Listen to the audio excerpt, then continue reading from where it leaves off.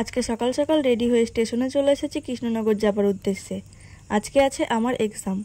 সকাল বলতে ঘড়িতে এখন প্রায় 10:30 মতো বাজে। আর এই যে এই ট্রেনটা থেকেই আমরা নেমেছি, তাই ট্রেনটাকে একটু টাটা বাই বাই করে ওখান থেকে বেরিয়ে সোজা একটা টোটো ধরে চলে আসলাম গল্প করতে করতে ফেরিঘাট। ফেরিঘাট বলতে আমাদের নবদ্বীপ ঘাটে।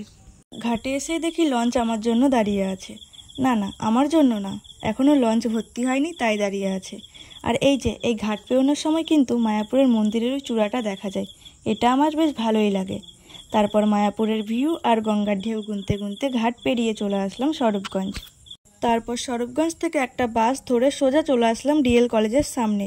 এখানে এসে সবার ফার্স্ট যে কাজটা সেটা হলো রুম খোঁজা।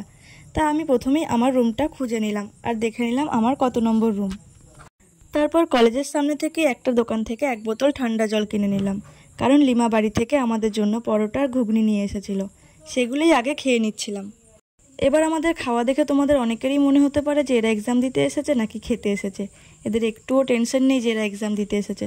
সত্যি গাইজ, আমাদের একটুও টেনশন হচ্ছিল না যে আমরা এক্সাম দিতে এসেছি। যাই হোক, অত কিছু ভেবে লাভ নেই। এখান থেকে খাওয়া শেষ করে চলে গেলাম কলেজের ভেতরে। এত লিখেছে হাঁপিয়ে গেছে বানি।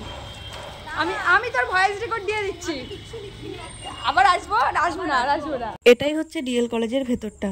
আর সত্যি গাইস, আমি এক্সাম দিতে গিয়ে পুরো হাঁপিয়ে গেছি। মানে আমি লিখে না হাঁপালেও টানা 2.5 ঘন্টা বসে থেকে হাঁপিয়ে গেছি।